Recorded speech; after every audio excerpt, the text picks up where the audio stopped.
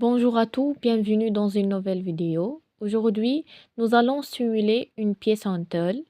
Nous allons mener notre étude de la manière suivante. Nous utiliserons l'acier 1020 comme matériau.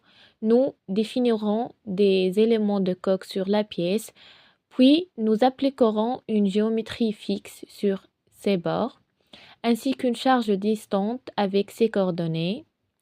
Enfin, nous créerons un maillage basé sur la courbure avec ses spécifications.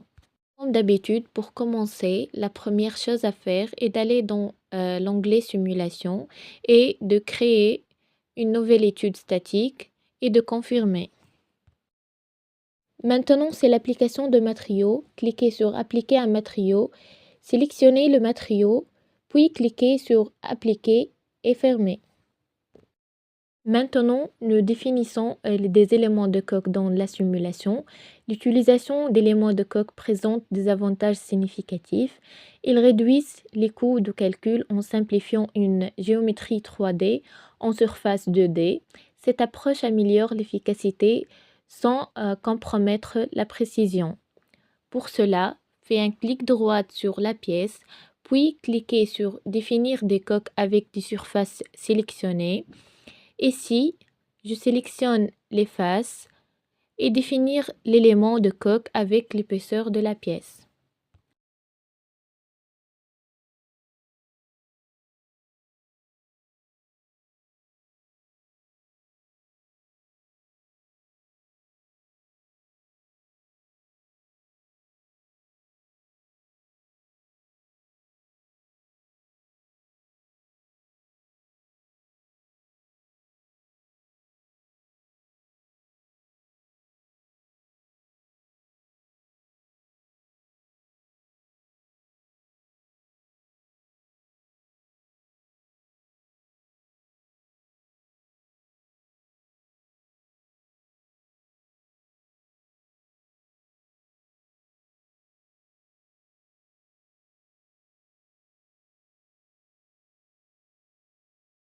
Ensuite, nous allons dans les fixations, cliquer sur Déplacement imposé, puis Géométrie fixe et fixons la géométrie sur les bords.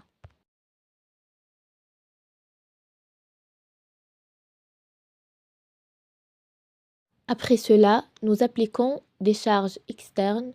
Nous choisissons une charge distante, sélectionnons la pièce et définissons les coordonnées des charges, -100 sur l'axe X et -40 sur l'axe Y. Et nous fixons la charge à 30 newtons sur l'axe Y. Maintenant, nous créons un maillage. Nous allons dans les paramètres de maillage. Choisissons un maillage basé sur la courbure avec une taille maximale d'éléments de 2 mm et une taille minimale de 0,10 mm, puis nous exécutons.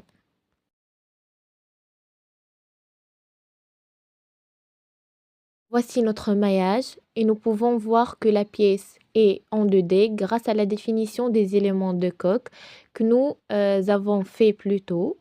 Il est maintenant temps de lancer l'étude.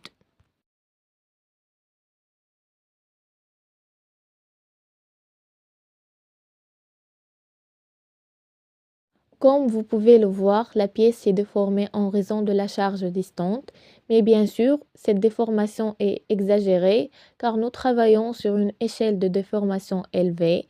Maintenant, nous devons déterminer la contrainte maximale en livres par pouce. Nous ajoutons une définition, nous changeons l'unité en PSI, prenons la notion maximale et modifions le format des nombres en virgule flottante. Et voilà, notre contrainte maximale est située dans cette zone. C'est tout pour la vidéo d'aujourd'hui. J'espère que vous l'avez appréciée et que vous avez appris quelque chose de nouveau. À bientôt pour la prochaine.